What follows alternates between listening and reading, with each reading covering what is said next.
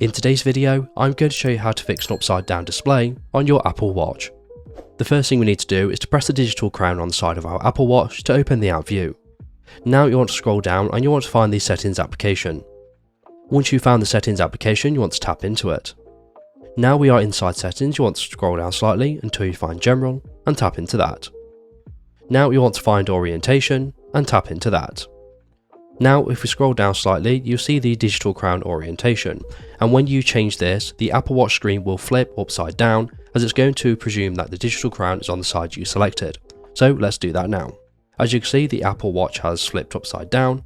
However, in this recording you cannot see that because it is just a screen recording. So now we've changed the orientation of our screen. If we scroll up here slightly, you'll also notice the wrist orientation. So you want to change that to the wrist that you are using as well. So if it's the right wrist, you're going to change it to right.